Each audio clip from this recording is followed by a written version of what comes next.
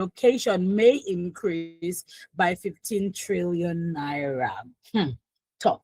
DSS invites suspects as wife opens up on Daddy Yatta's abduction in court.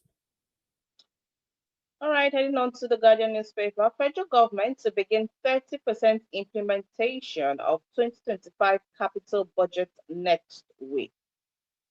Ogun shuts down illegal nursing school in Ifo. Away. Yeah. Yeah. Illegal nursing. Imagine now they can't go give you injection where you go just carry your leg, they go. Right. Oh But this my. is good. I hope that we get to take note of so many others that are around the state, and other states too can actually take you from this. Yes, because yes, these yes. are people's lives who are putting at risk. Right? If we let all of these people from this illegal nursing school go out to actually, be in the field. And one thing that actually gets to me more is that if you go to some hospitals in and around Ogun State, you would find a lot of, well, even outside Ogun State, you find a lot of nursing apprentices. So it's not like, oh, nursing is now learning how to do nursing Wait, without what going. what is nursing apprentice? I was nodding my head until I realized what you said. So you go to some hospitals, and then you see some young ladies or young boys who are there to learn the job Without going to school for it? Yeah. Ah. You get to find them. So some they just start, gradually. Before you know it, they tell you, oh, they know how to give injection now. They can do this, they can do that, they can do that. Before probably later on you find them going to, some nursing school or, and so on. So it could just be a lot. I think our medical sector, if they want to sit down and really, they need to sit down and overhaul that Right. in the system. Yeah, a lot is going on there that is putting people's life at risk. Ha. Nursing apprentice. Me worry. Okay, moving on to the This Day newspaper. Unrealistic revenue assumptions. Senate threatens to slash 58.47 trillion naira 2026 budget. Anything with concern budget. Okay, let's just move. ADC Tinubu has just signed death warrant of credible elections. I mean, we did talk about this yesterday, and I'm sure that it will continue for maybe the next couple of weeks, because I'm just like, wow. I personally don't think that he should have, because I believe it sends a wrong message, regardless of if you feel like your heart is in the right place and you are trying to do the right thing. But in this case, is like you're signing it just when the next election is going to either tell you to go or reinstate you is happening. No, that was not a great move. That was not a great move at all.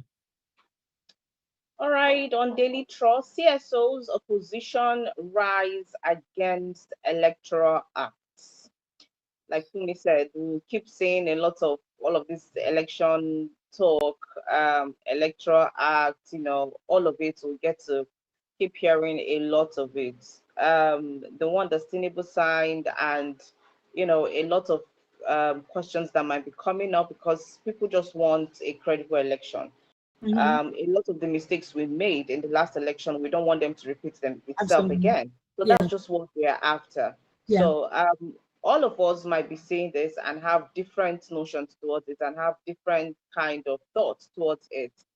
But at the end of the day, let's do our own bid by saying that we go out in our numbers to actually do this voting and refuse any form of vote buying, and refuse any form of intimidation, and refuse any form of luring you to get to the other.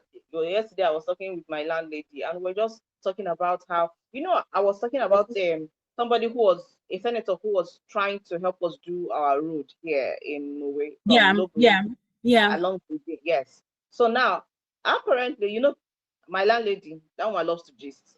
So when she sees me like this, auntie, see what happened, auntie.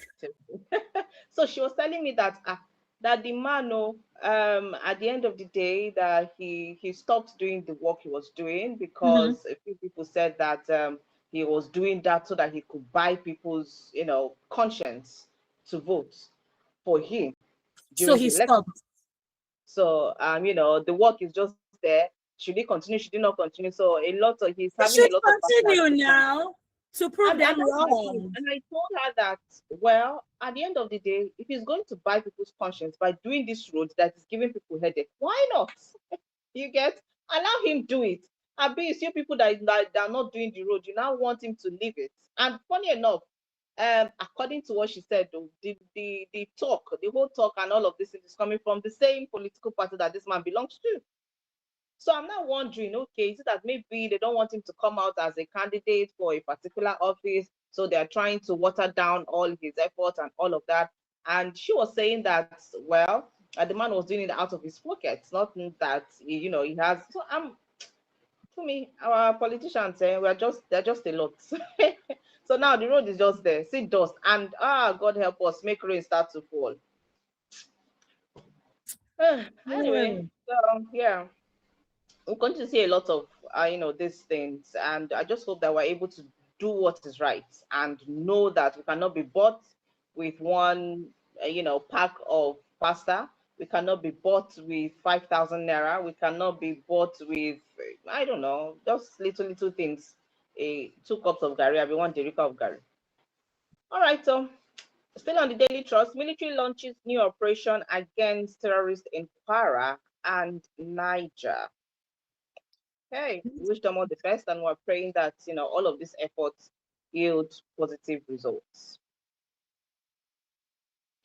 So moving on to the Vanguard newspaper, we have INEC set to test 2026 Electoral Act in FCT Council polls, state by elections. Okay, I think that's happening today now. The FCT election, is it today? Yeah, I think so. Then next up, we have ICPC raids el-Rufai's residence in Abuja. We will be talking about that this morning because we will not hear the rest of el-Rufai like this. Not anytime soon. Anytime soon, no. All right, on Premium Times, OT inaugurates sexual assault referral center in Aba. This is good. FCT elections, minister declares Friday work free and orders movement restriction. So yes, you're right. Yeah. That reminds. Yeah, that's true. Because yesterday we're talking about it in the evening. Okay, so heading on to the Nation. Nation is where we have 58.47 trillion naira budget 2026 within safe limits, says the finance minister. Next up, we have Adeleke cuts public servants for. That's a month I know that you want to come back. You know you want to come back. You know you want to come back. Cuts public servants working hours. You know you want to come back. Jesus. Okay. All right, heading on to the cable. An attack on PIA. Pengerson asks Tinubu to review oil revenue executive order.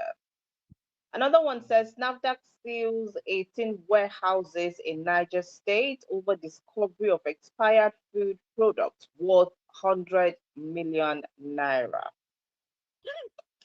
NAFDAC they work, but it be like say they work, because if NAFDAC block this hole, 2 other holes go develop. If they block that 2 holes, 4 others go develop.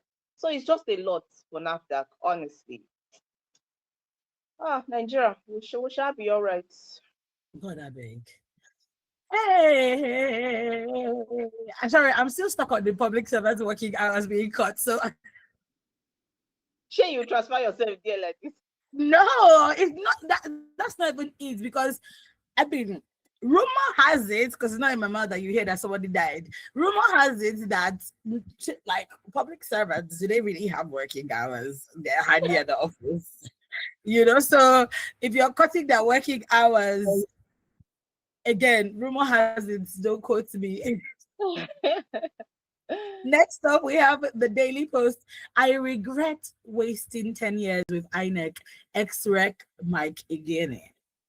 Next up on the Daily Post, we have bandits kill several, abduct women, children in Sokoto. I saw this headline this morning, and when I was preparing the news, I said, I struggled. I was like, I don't want to put this on the news, because that was the news bulletin this morning. I was just like, I am tired, and especially that we keep on talking about it, and I'm not. But the ratio to seeing, oh, the troops caught bandits to bandits kill is so low that it's very, very discouraging even for me. So I was like, no, but then it's on the headline. So yeah, It's just a lot. And yesterday, just yesterday, yeah, we're looking at 8 years of Leah Sharibu terrible. and the circle of abductions that is going on in Nigeria. And it doesn't seem, since Leah, left, since Leah was abducted with the Dapchi girls and the rest came back except for Leah, it hasn't gotten any better. Sadly, it hasn't gotten any better. So even if Leah is watching from where she is, she could just, all of them that have abducted her will say, see, every year they're shouting Leah Sharibu. Meanwhile, a lot is still going on. So it's just one kind. I just hope that it gets better in terms of us not waking up every day to read abduction in one state or the other. And this is even in Sokoto, where President Trump gave us Christmas gift. So.